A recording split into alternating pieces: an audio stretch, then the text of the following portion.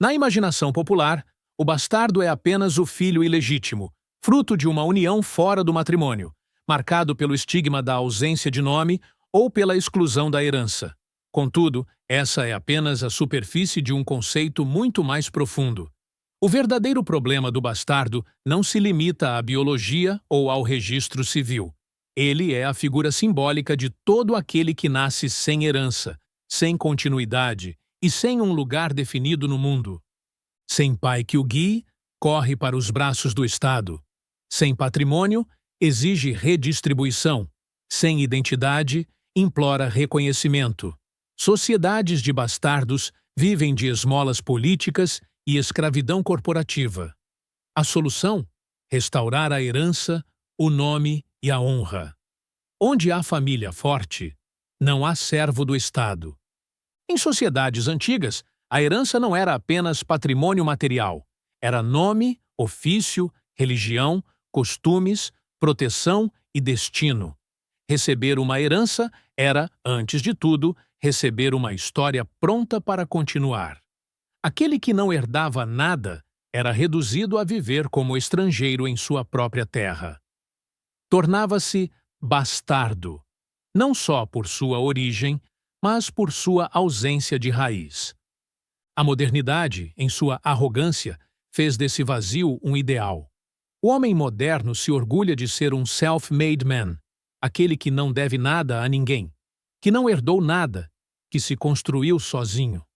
O mito da independência absoluta é, na verdade, a elevação da bastardia à condição de virtude.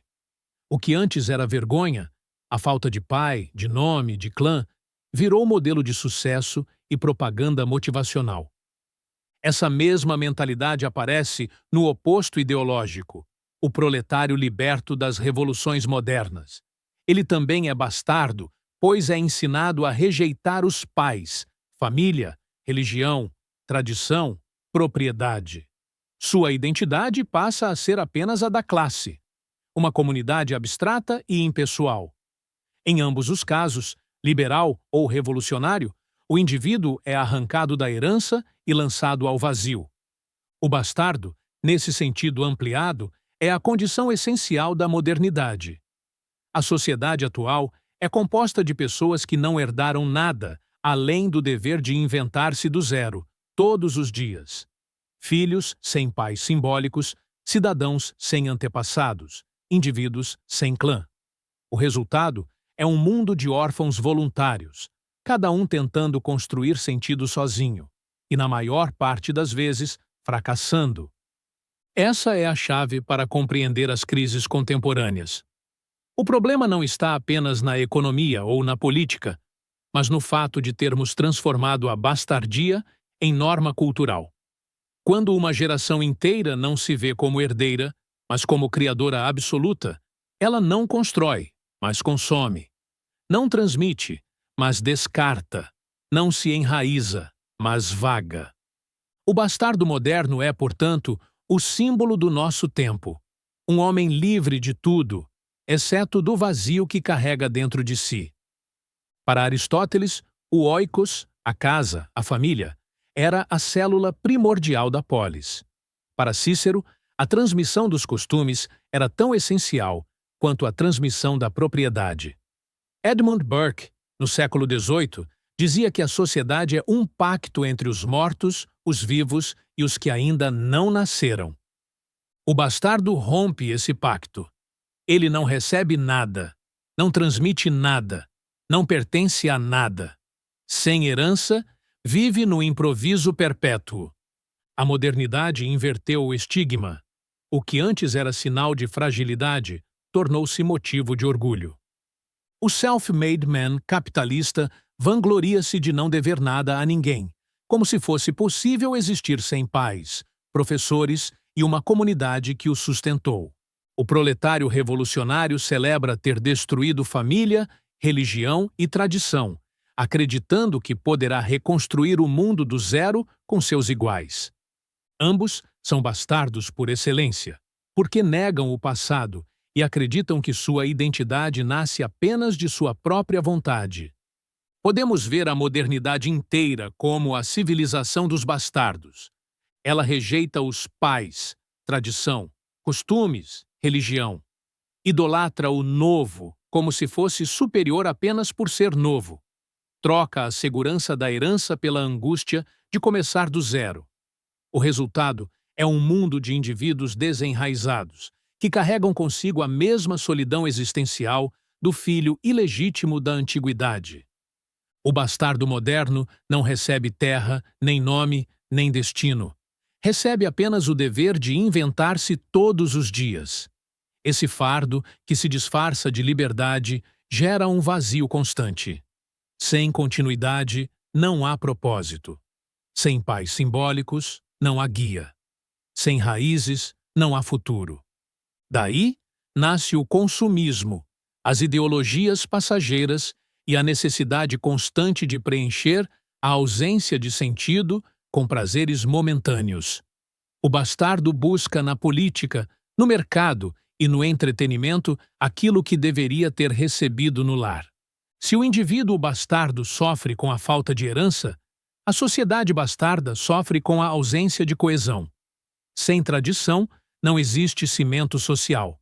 Sem normas herdadas, cada geração precisa reinventar a moral. O resultado é uma arena caótica de tribos ideológicas, cada uma inventando sua própria verdade, incapazes de reconhecer qualquer terreno comum. A bastardia, antes condição marginal, tornou-se sistema dominante. O bastardo não é apenas um detalhe social ou biográfico, ele é a chave interpretativa da modernidade. A civilização contemporânea é a civilização dos órfãos voluntários, homens e mulheres que renunciaram ao passado para abraçar o vazio. Em Rei Lear, Shakespeare dá voz a uma figura até então invisível, o bastardo. Quando Edmundo clama, "E agora, deuses, assistam aos bastardos", não é apenas a revolta de um filho ilegítimo contra seu destino. É um momento inaugural, um estalo dramático no qual o excluído, antes condenado ao silêncio, exige reconhecimento. Sloterdijk lê nessa frase um marco da modernidade, o instante em que os deserdados, os sem nome, os sem herança, entram em cena como sujeitos políticos. Mas o triunfo do bastardo, ao mesmo tempo que liberta, inaugura uma armadilha.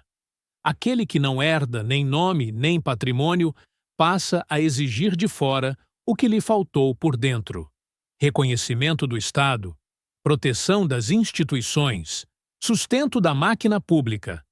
O bastardo moderno, sem raiz, não pede apenas igualdade, pede tutela. Sua voz, embora legítima, carrega o risco da servidão. É nesse ponto que a crítica se torna necessária. Uma sociedade inteira de bastardos não é uma sociedade livre, mas órfã. Órfã de herança, de continuidade e de honra. Onde não há família forte, não há homens livres, apenas dependentes de sistemas impessoais. O grito de Edmundo, transformado em clamor coletivo, pode ser lido tanto como ato de emancipação, quanto como início de uma era de tutelados. Assim, se Shakespeare revelou o bastardo e Sloterdijk celebrou sua entrada na história, resta agora perguntar: não será necessário restaurar aquilo que o bastardo perdeu? O nome, a herança, a linhagem, não como prisões do passado, mas como fortalezas contra a escravidão do presente. Pois, sem essas colunas, o homem que se proclama livre apenas troca de senhor, abandona o pai, mas curva-se ao Estado. Esse é o pano de fundo sobre o qual se desenrola toda a análise dos capítulos seguintes. A economia, a política, a cultura e a moral modernas são, em essência, expressões do mesmo problema: a bastardização da sociedade. Capítulo 2. Bastardos na história. Da antiguidade ao iluminismo.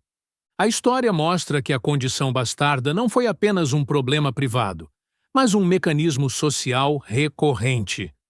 O filho sem herança, seja por nascimento ilegítimo, por abandono ou por exclusão, sempre serviu de combustível para estruturas de poder. A antiguidade conhecia muito bem o valor político do bastardo. Um homem sem nome é um homem sem defesa. Na Grécia clássica, a prática da exposição era comum. Crianças indesejadas, muitas vezes bastardas, eram abandonadas em locais públicos, onde podiam morrer ou ser recolhidas como servos.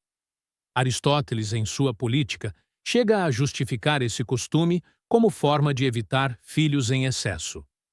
Roma foi ainda mais explícita. O pater familias tinha poder de reconhecer ou rejeitar o filho. Os ilegítimos e não reconhecidos eram vendidos como escravos ou jogados à própria sorte. Filhos ilegítimos não herdam e não possuem direito de reclamar bens paternos. Código de Justiniano, livro 5º, título 27. Assim, o bastardo se tornava mercadoria humana. A ausência de herança equivalia à condenação à servidão. Na tradição judaica, o mamzer, bastardo, era excluído da Assembleia de Israel até a 10ª geração. Deuteronômio 23, 2. Esse tratamento revela o peso simbólico do problema. O bastardo não era apenas uma questão privada, mas uma ameaça à pureza e continuidade da comunidade. Durante a Idade Média, o bastardo foi juridicamente excluído da sucessão. Na Inglaterra, o Statute of Merton, 1235, estabeleceu que filhos núlios, filho de ninguém, não podia herdar, mesmo que legitimado depois. Na prática, isso criava uma classe permanente de indivíduos sem terra, sem nome e sem direitos, dependentes da caridade ou de mestres. É significativo notar que muitos exércitos medievais recrutavam bastardos em massa, aproveitando sua falta de vínculos para usá-los como soldados descartáveis. O fim da Idade Média trouxe uma virada. O nominalismo filosófico e depois o iluminismo começaram a questionar a ideia de herança moral e espiritual. O indivíduo passou a ser visto como criador absoluto de sentido. As tradições herdadas, religião, costumes, hierarquia, foram relativizadas. A cultura começou a celebrar o homem novo, desligado dos pais. Nesse ponto, a bastardia deixou de ser apenas biográfica ou legal e tornou-se um ideal filosófico. Ser livre dos ancestrais passou a ser a maior virtude. Do escravo romano ao revolucionário iluminista, há uma linha contínua. O bastardo sempre serve ao poder. Na antiguidade, como mão de obra descartável. Na Idade Média, como marginal sem direitos. No iluminismo, como modelo de indivíduo absoluto. A cada etapa, a ausência de herança foi explorada, seja para sujeição econômica, seja para legitimar novas ideologias. A história da bastardia mostra que ela não é acidente, mas projeto. Governos e elites compreenderam que enfraquecer a família e multiplicar filhos sem herança cria massas dependentes, primeiro de senhores, depois do Estado.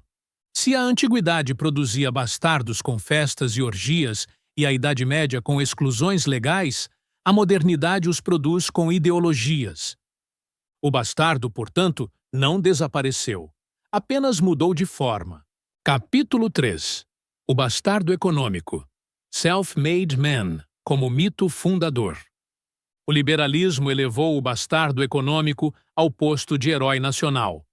O self-made man, o homem que se fez sozinho, é apresentado como prova de que o mérito individual basta para vencer. Mas essa figura não passa de uma ilusão. Ele ignora a família, como se não tivesse recebido nada além de sua própria força de vontade. Rejeita o passado, como se tradições fossem apenas peso morto, e despreza a herança, como se toda continuidade fosse privilégio injusto. No fundo, o self-made man é apenas um bastardo que transformou sua falta de raízes em propaganda motivacional. A meritocracia liberal é a legitimação filosófica da bastardia. Todos devem começar do zero, competir isoladamente e provar seu valor individual. O que era tragédia, crescer sem herança, torna-se regra. Quem recebe patrimônio é acusado de privilégio. Quem honra sua linhagem é acusado de tradicionalismo. Quem depende apenas de si é celebrado como ideal. Assim, a sociedade liberal se torna uma máquina de bastardização. Força todos a agirem como se não tivessem pais, clã ou história. No mundo moderno, o trabalho substituiu a herança. O tempo gasto na empresa tornou-se mais importante que o tempo gasto com os filhos. A lealdade ao chefe substituiu a lealdade ao sobrenome. O currículo tomou o lugar da genealogia. O carreirismo é a fé do bastardo econômico. Ele não transmite patrimônio, transmite apenas cargos e salários efêmeros. Assim, cada geração precisa recomeçar do zero, correndo atrás de diplomas e títulos que morrem com o corpo. Sem herança para preservar, o bastardo econômico é condenado ao consumo. Compra símbolos de status que não carregam história. Muda de carreira, cidade e identidade como quem troca de roupa. Substitui a continuidade pela novidade. O mercado adora bastardos. São clientes eternos, sempre famintos por um sentido que não herdaram. Christopher Lasch, em Refúgio num Mundo Sem Coração, mostra como a cultura moderna deslocou a autoridade da família para o mercado e para o Estado, deixando indivíduos órfãos de sentido. Alasdair MacIntyre, em Depois da Virtude, demonstra como a moral da sociedade liberal é fragmentada porque não há herança de valores compartilhados. G.K. Chesterton ironizava que o problema do capitalismo não é que haja demasiados capitalistas, mas que haja poucos capitalistas. Ou seja, que o patrimônio não é herdado em larga escala, mas concentrado em elites, enquanto o povo é forçado à bastardização. Como os bens e saberes não são transmitidos, cada filho parte sozinho em busca de sustento. Por conta dos estímulos de uma sociedade de consumo, gasta-se o que se ganha, sem acúmulo transgeracional. Assim, a próxima geração repete a corrida, como se fosse a primeira. Esse ciclo é celebrado como liberdade, mas, na prática, é apenas prisão em movimento. O liberalismo e o carreirismo não libertaram o homem. Apenas o transformaram em bastardo econômico. Sem herança, sem continuidade, sem comunidade, ele vive para acumular conquistas pessoais que morrem com ele. A ausência de herança não é um acidente isolado, mas um ciclo. Pais sem patrimônio e sem vínculos fortes criam filhos igualmente sem patrimônio e sem vínculos. Esses filhos, ao crescer, buscam alianças temporárias, relações, empregos, partidos, mas não constroem estruturas duradouras. O ciclo repete-se, cada vez mais dependente de sistemas impessoais. E o mercado agradece.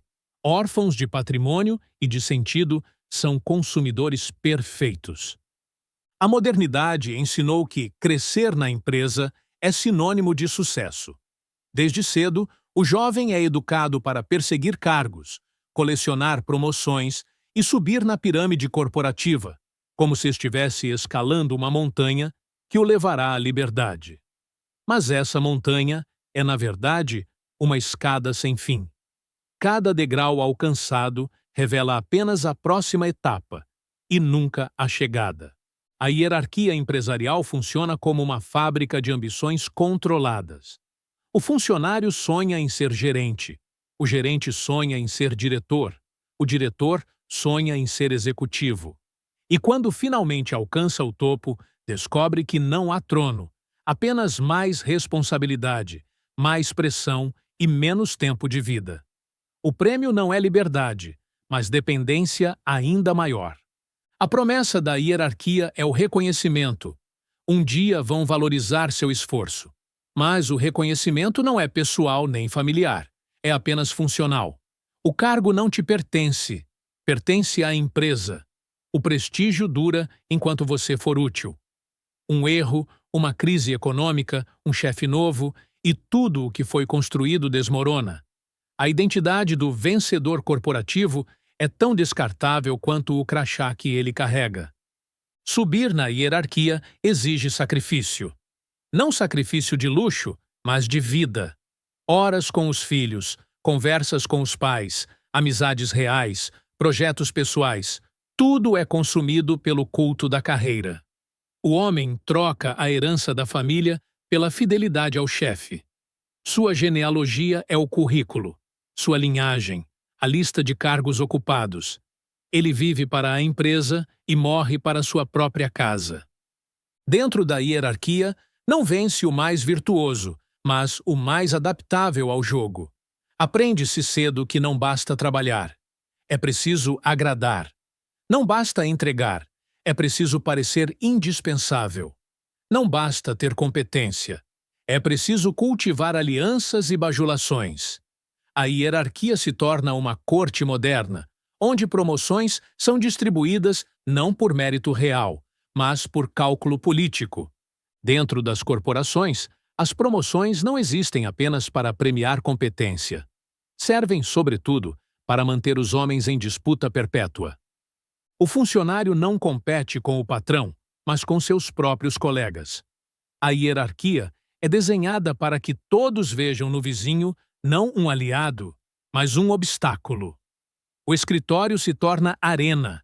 Cada um observa o outro, mede seus passos, torce por suas falhas. O prêmio é sempre escasso. Uma vaga de supervisor, uma cadeira de gerente, um cargo de confiança. Não há espaço para todos. Por isso, cada promoção é, antes de ser conquista, uma arma de divisão. O empregado deixa de enxergar a empresa como estrutura opressora e passa a vê-la como juíza imparcial, capaz de conceder prestígio a quem merece. Quando um deles consegue uma pequena ascensão, algo muda em seu olhar. O colega que ontem dividia confidências agora é súdito em potencial. O novo chefe, que ontem reclamava junto da exploração, hoje repete as frases da diretoria. Ele precisa justificar sua posição, e a melhor forma de fazê-lo é distanciar-se dos iguais, vestir a máscara do poder. O homem promovido transforma-se em exemplo de docilidade recompensada. Ele se volta contra os antigos parceiros de luta e passa a cobrar deles a mesma disciplina que o dominava antes. A empresa sabe. Nada fortalece tanto a cadeia quanto usar ex-prisioneiros como guardiões. As promoções alimentam a fantasia da mobilidade. Cada um acredita que, se trabalhar duro, também chegará lá. Mas a verdade é que a escada é estreita, e a cada degrau conquistado, dezenas permanecem parados. O ressentimento entre os que ficam e a vaidade dos que sobem garantem que jamais se unam contra o sistema que os explora. Assim, a meritocracia funciona como o mais sofisticado dos grilhões. Não precisa de correntes visíveis, pois cada funcionário vigia o outro. Todos esperam sua vez de ser recompensados, enquanto entregam sua juventude e sua lealdade por um lugar que, na prática, nunca chega. A promoção não cria herança, não garante futuro, não transmite nada aos filhos. Ela apenas transforma colegas em inimigos e subordinados em instrumentos de poder momentâneo. A cada degrau, o funcionário se afasta mais dos seus, acreditando estar vencendo, quando, na verdade, está apenas mais preso à lógica da bastardia econômica. A empresa não transmite herança. Nenhum filho herdará os cargos que o pai conquistou. Nenhum neto guardará como honra os relatórios entregues. O legado corporativo é pó. Ao fim da vida, o homem que subiu todos os degraus descobre que cada conquista morreu com seu crachá devolvido. Ele acreditou estar construindo o futuro, mas apenas alugou sua energia em troca de títulos temporários. A hierarquia corporativa não é escada para o sucesso, mas esteira de hamster. Corre-se sem sair do lugar. A cada promoção, a promessa de liberdade é adiada. A cada cargo maior, a dependência cresce. No final, o homem descobre que deu sua juventude, sua força e sua lealdade para enriquecer acionistas que jamais conhecerá. Subir na hierarquia da empresa não é vencer. É aceitar viver como bastardo econômico, sempre começando do zero, sempre dependendo de estruturas que não transmitem nada além de salários. A armadilha consiste em acreditar que a carreira é destino, quando ela é apenas ocupação. Capítulo 4. O bastardo revolucionário. Grande parte das ideologias modernas de justiça social, do socialismo ao identitarismo contemporâneo, pode ser entendida como o clamor coletivo dos bastardos. Privados da proteção e dos recursos de uma família estruturada, esses indivíduos exigem que o Estado ou a sociedade substituam aquilo que seus pais e avós não lhes deixaram. O discurso é de igualdade, mas a motivação profunda é compensar a ausência da herança.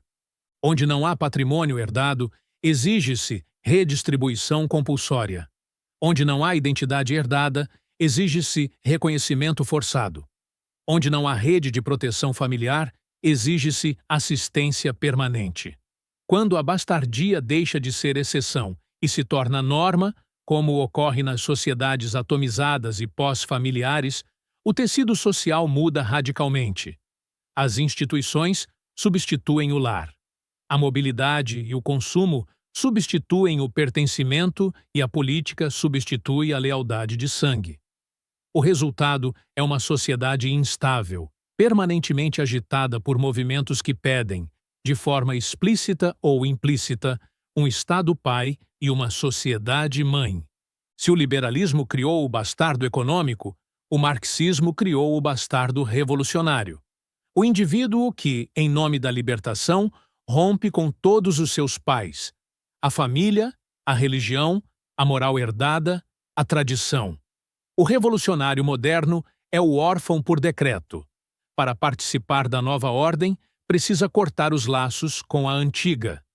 Em 1793, os jacobinos proclamaram o Ano I da nova humanidade.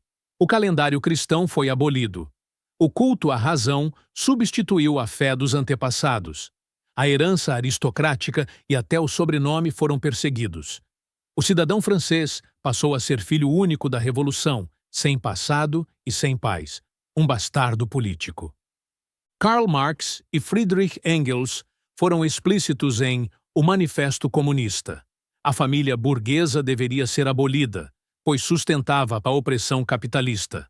A propriedade privada transmitida de pai para filho era vista como raiz da desigualdade. A religião ensinada pelos antepassados era acusada de alienação, e a autoridade paterna era retratada como tirania. Resultado: o revolucionário só poderia nascer bastardo, desligado de qualquer linhagem, ligado apenas ao partido ou à classe.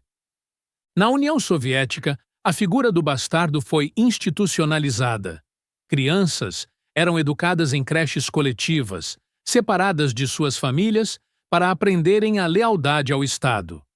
O culto a Lenin e Stalin substituiu o culto aos antepassados. A herança cultural e religiosa da Rússia foi tratada como superstição. O soviético ideal era um filho do Estado, não de seus pais. Na Revolução Cultural Chinesa, Mao Tse-tung elevou a bastardia ao paroxismo. Milhões de jovens foram incentivados a denunciar seus pais como reacionários. Lares foram destruídos, templos e tradições aniquilados. O lema era claro: o partido é seu pai e sua mãe. Nunca a figura do bastardo político foi tão literal.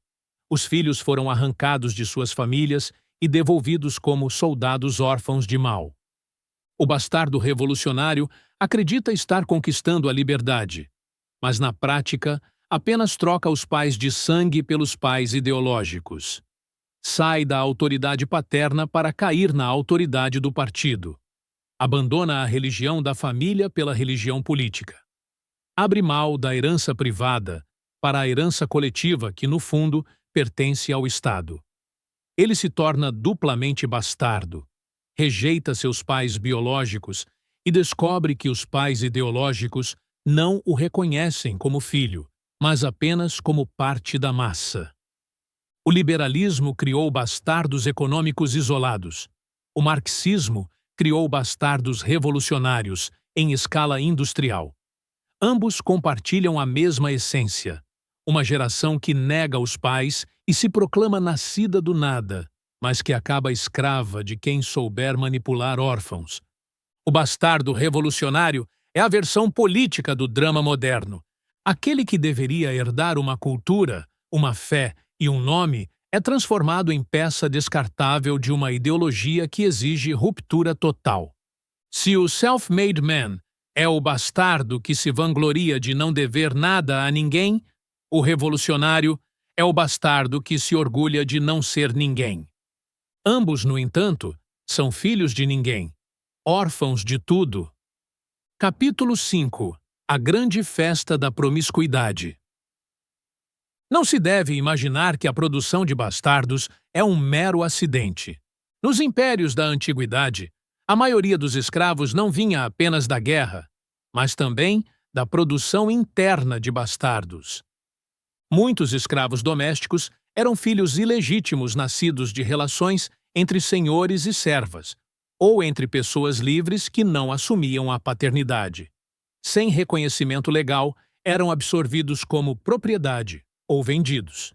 Crianças abandonadas, exposição, muitas vezes fruto de adultérios, uniões proibidas ou relações casuais, eram recolhidas e criadas como escravos. O costume era socialmente aceito, pois o bastardo não tinha lugar na linhagem. Famílias nobres mantinham concubinas, cujos filhos, se não reconhecidos, eram automaticamente bastardos sem direitos, muitas vezes reduzidos a servos vitalícios. O Antigo Testamento, ao falar do mamzer, bastardo, já descrevia sua exclusão da Assembleia, marcando juridicamente essa categoria como inferior. A ideia de que a promiscuidade é apenas diversão é moderna. Na realidade, desde a antiguidade, elites políticas e religiosas compreenderam que incentivar relações casuais era uma forma de enfraquecer famílias e produzir bastardos, ou seja, indivíduos sem herança e, portanto, dependentes. O corpo vira campo de experimentação e o resultado são gerações sem raízes. Em Roma, a Saturnália era a grande inversão social. Escravos vestiam-se como senhores, senhores se comportavam como escravos, e a promiscuidade corria solta. Relações sexuais públicas eram comuns, incentivadas como expressão de liberdade temporária. Filhos gerados nesse contexto dificilmente eram reconhecidos, engrossando a massa de bastardos que, cedo ou tarde, se tornariam servos ou escravos. O Império entendia bem. Bastardia em larga escala era a fonte de mão de obra e garantia de submissão. Entre fenícios, cananeus e babilônios, havia rituais sexuais nos templos. A prostituição sagrada não só legitimava a promiscuidade, como produzia crianças sem paternidade definida. Essas crianças, frequentemente entregues ao templo ou sacrificadas, eram vistas como bens comunitários, sem identidade própria. Mesmo sob forte domínio religioso, a Idade Média europeia conheceu períodos de libertação controlada. O carnaval era tempo de inversão, bebida e excessos, onde uniões casuais eram toleradas. Muitas cidades mantinham bordéis oficiais, regulados pelo Estado, lucrando com a promiscuidade. Filhos bastardos dessas práticas eram abandonados em conventos, orfanatos ou jogados nas ruas, tornando-se uma massa de deserdados à mercê das autoridades. Nas Américas, senhores de escravos incentivavam deliberadamente a promiscuidade entre escravizados e, muitas vezes, abusavam sexualmente de mulheres africanas e indígenas. Filhos bastardos eram propriedade do senhor, aumentando seu patrimônio humano sem custos. A bastardia não é falha do sistema, é parte do cálculo econômico. No século passado, a dissolução deliberada das amarras morais foi tratada como emancipação.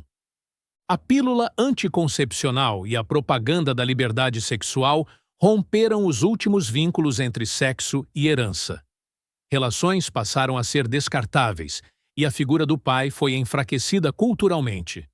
O resultado, um aumento exponencial de filhos sem reconhecimento ou sem a presença do pai, entregues ao Estado e ao mercado para suprirem o papel que a família abandonou. Hoje, a promiscuidade não é apenas incentivada, é lucrativa. A pornografia é uma indústria global bilionária. Aplicativos de encontros promovem relações rápidas e sem compromisso. A cultura pop celebra a liberdade sexual como estilo de vida. E, novamente, os frutos são bastardos modernos. Filhos de lares desfeitos, órfãos emocionais, consumidores perfeitos de terapias, remédios e entretenimento. Da Roma antiga aos aplicativos modernos, a promiscuidade foi e continua sendo um mecanismo de controle social. Bastardos são úteis, sem herança, sem identidade, sem pai. Tornam-se facilmente dependentes do Estado, de senhores, de partidos ou de corporações. A festa da liberdade sempre termina em silêncio nas ruas. Mais uma geração sem nome, mais uma safra de órfãos voluntários. Capítulo 6. O niilismo cotidiano. O vazio herdado. Se os capítulos anteriores mostraram como a sociedade moderna fabrica bastardos, econômicos, revolucionários ou promíscuos, aqui veremos o que acontece com esses indivíduos no dia a dia. O bastardo não herda nada além do vazio. Sem tradições, sem nome a zelar, sem fé para sustentar, precisa inventar seu próprio sentido. Mas como criar do nada algo que dê conta da vida inteira? A herança sempre deu às pessoas um fio de continuidade, um passado que explica o presente e um futuro a ser construído. Sem esse fio, o bastardo vive apenas no presente. Ele não se sente herdeiro de ninguém, nem construtor de nada para os que virão. O passado é visto como peso inútil. O futuro é incerto demais. Só resta o agora, consumido em experiências momentâneas. Esse presente eterno gera uma sensação constante de urgência, ansiedade e falta de propósito. O vazio não suporta silêncio. O bastardo moderno preenche sua ausência de herança com ideologias temporárias. Hoje abraça o nacionalismo, amanhã o globalismo, depois o identitarismo. Cria grupos online, bolhas de curtidas e hashtags, tentando encontrar pertencimento. Cada ideologia promete ser a nova tradição, mas todas caducam em poucos anos. No fundo, o bastardo não busca a verdade, mas apenas algo que lhe dê a ilusão de ter raízes. Outro antídoto para o vazio é o consumo. O bastardo compra roupas de marca como se fossem brasões de família. Busca experiências turísticas, como se pudesse herdar memórias prontas. O mercado sabe que o bastardo é o consumidor ideal. Precisa constantemente preencher o buraco que sua falta de herança deixou. Quando se mata Deus e se destrói a tradição, sobra o niilismo, a crença de que nada tem sentido. O bastardo moderno encarna isso de forma cotidiana. Vê a vida como jogo sem propósito. Trata o sexo como passatempo sem consequências. A política como torcida, ri da fé, da moral e da honra como bobagens antiquadas. No fundo, ri de si mesmo sem perceber. Sem herança, o bastardo é um órfão emocional. Carrega ressentimento contra quem tem raízes. Vive ansioso, porque o amanhã depende apenas de seu esforço individual. Oscila entre arrogância, eu me fiz sozinho, e vitimismo, ninguém me ajuda. É uma vida marcada pela solidão, mesmo cercada de gente. Quando a bastardia vira regra, o niilismo não é apenas pessoal, mas coletivo. A moral deixa de ser compartilhada. A política se torna guerra de bolhas. A sociedade vira uma coleção de indivíduos isolados, cada um tentando construir sua própria verdade. Sem árbitro moral comum, cada grupo exige que os outros reconheçam sua realidade. E o resultado é conflito permanente. O niilismo cotidiano é a consequência inevitável de uma sociedade de bastardos. Sem herança, não há propósito. Sem propósito, não há ordem. Sem ordem, sobra apenas o vazio, preenchido por consumo, ideologias de curto prazo e ansiedade. A modernidade prometeu liberdade total, mas entregou solidão perpétua. Capítulo 7. O novo órfão global. Se a antiguidade produzia bastardos pela promiscuidade e a modernidade pelo liberalismo e revoluções, hoje vivemos a era do órfão global. Ele é o cidadão que pertence a todo lugar, e por isso não pertence a lugar nenhum. Não conhece a terra de seus avós. Vive conectado, mas desenraizado. O deslocamento em massa do campo para as cidades nos séculos XIX e XX rompeu o vínculo entre o homem e sua terra. No campo, a família extensa e a comunidade eram fortes. Nas cidades, o indivíduo passou a viver em multidões anônimas, sem vizinhos que conheça, sem laços além do contrato de aluguel. A metrópole não é lar, é apenas hotel de passagem. A cultura globalizada promete uma identidade universal. Somos todos cidadãos do mundo. Mas essa ideia, que soa nobre, na prática dissolve a pertença local. A língua materna é substituída pelo inglês global.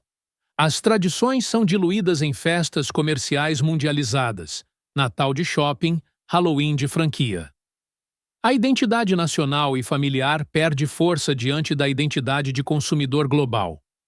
O resultado é o homem intercambiável, sem raízes, mas com cartão de crédito internacional. O novo órfão global também é o trabalhador que não herda ofício nem negócio familiar. É formado para ser funcionário descartável de empresas multinacionais. Troca de emprego e de país como se trocasse de roupa. Seu patrimônio cabe em uma mala. Sua família é o networking. Esse profissional é o bastardo perfeito para o mercado. Flexível, adaptável e eternamente dependente. O bastardo antigo não tinha pai. O bastardo moderno não tinha herança. O bastardo revolucionário não tinha tradição. O órfão global não tem nada disso. É cidadão do nada, filho de ninguém, irmão de estranhos. Se a promessa era o mundo como aldeia, o que se construiu foi um planeta de órfãos sem casa. Capítulo 8. O declínio da cola social. Toda civilização precisa de um cimento que una indivíduos em algo maior do que suas vontades privadas. Historicamente, essa cola foi fornecida por instituições intermediárias, família, clãs, guildas, confrarias religiosas, aldeias. Elas davam ao homem comum pertencimento, proteção e identidade. Na Idade Média Europeia, um camponês não era apenas um indivíduo solto, ao contrário. Pertencia a uma família extensa, com responsabilidades claras. Estava inscrito em guildas, que o defendiam como artesão ou comerciante. Era membro de uma paróquia, que lhe dava orientação moral e espiritual. Essa rede reduzia sua vulnerabilidade. Não era bastardo social, pois tinha pais coletivos em todas as esferas. A modernidade, com seu duplo golpe liberal e revolucionário, atacou essas estruturas. O liberalismo dissolveu as guildas em nome do livre mercado. O iluminismo esvaziou a religião comunitária, em nome da razão. O Estado moderno absorveu as funções da família, em nome do bem comum. Assim, o indivíduo passou a se relacionar diretamente com duas entidades frias, o Estado e o mercado. Sem cola social, cada indivíduo tornou-se um átomo isolado. A família nuclear reduziu-se a um lar frágil e muitas vezes temporário. A comunidade local foi substituída por cidades anônimas. A religião virou opção privada, sem força pública. O que restou foi um mundo de órfãos sociais, unidos apenas por contratos e interesses passageiros. O vazio deixado pelas instituições tradicionais foi ocupado por tribos ideológicas. Partidos políticos, movimentos e identidades substituíram os antigos vínculos. Cada grupo inventou sua própria moral e sua própria verdade. O debate público deixou de ser sobre como viver em comum e passou a ser sobre qual realidade é válida. O que era antes cola orgânica transformou-se em cola sintética, instável e volátil. Sem instituições intermediárias, o indivíduo passou a depender diretamente do Estado, como tutor universal, provedor de educação, saúde, subsídios. O mercado, como fonte de identidade, o consumo substituiu tradições.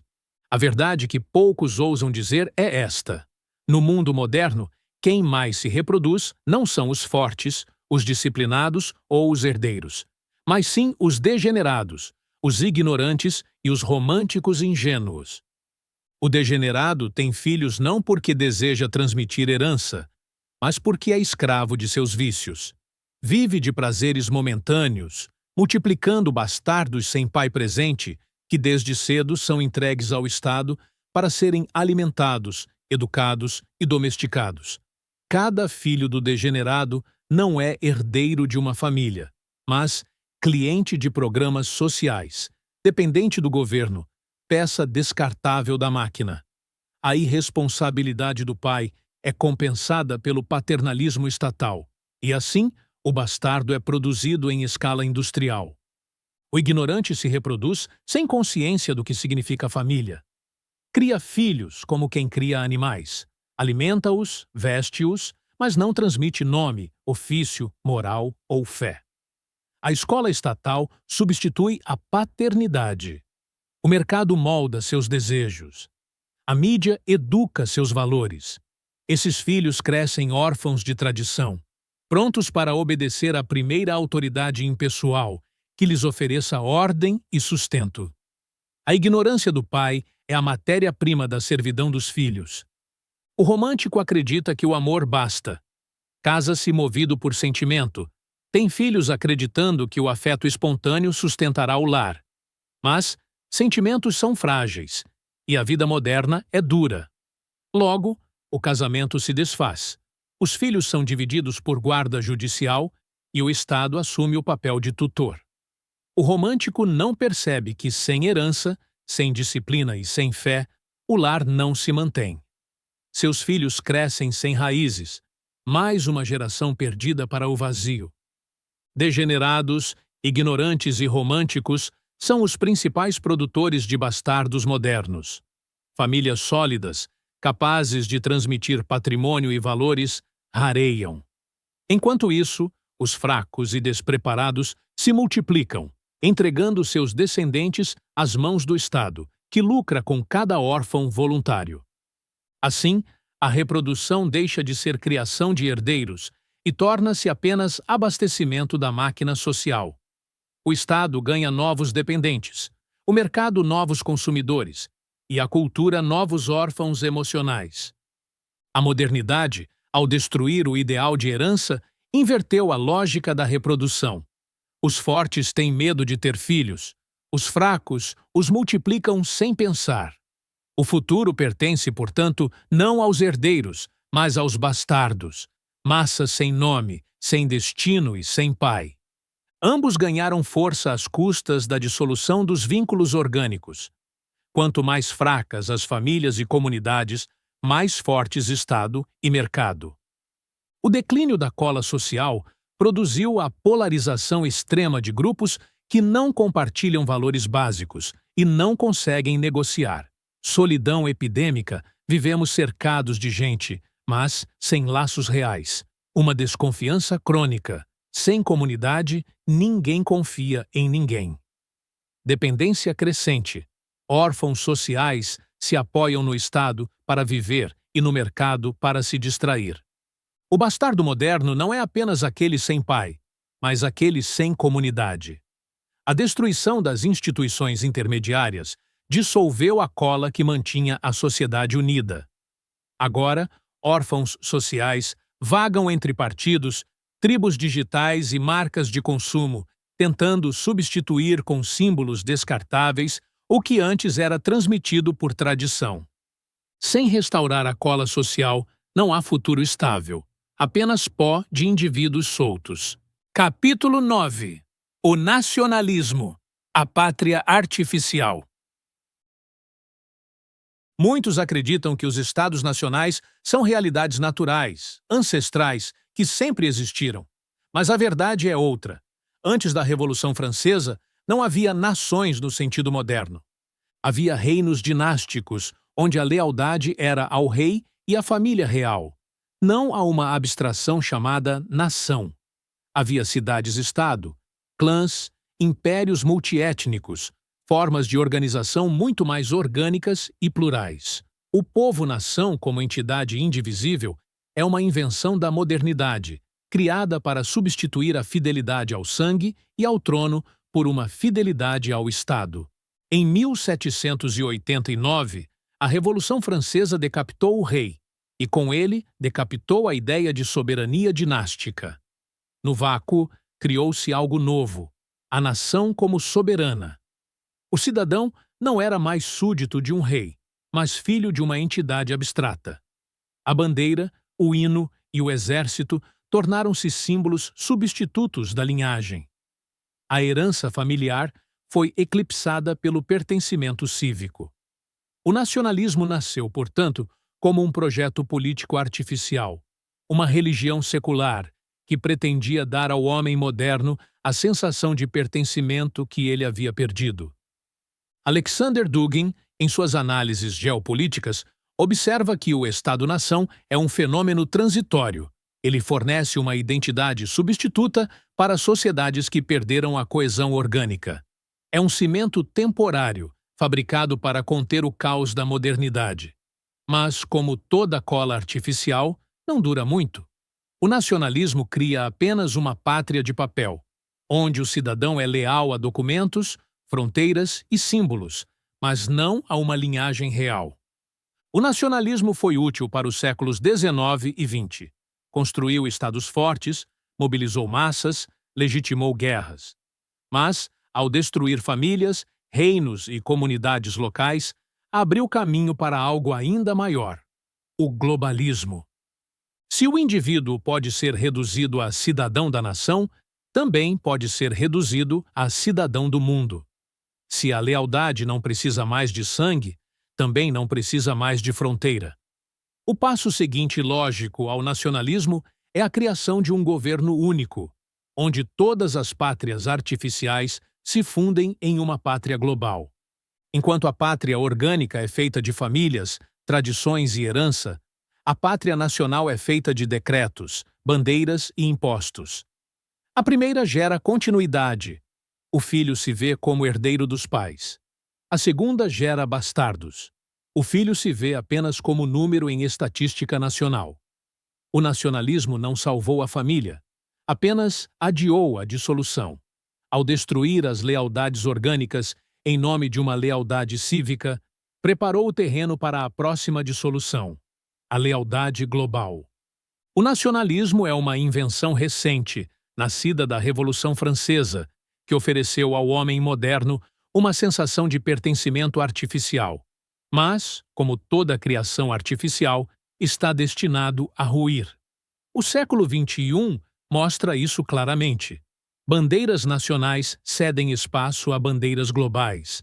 Soberanias cedem espaço a tratados. Cidadãos cedem espaço a cidadãos do mundo. Em última instância, o nacionalismo foi apenas a ponte para o globalismo absoluto e para um futuro onde a bastardia não será apenas individual ou nacional, mas planetária.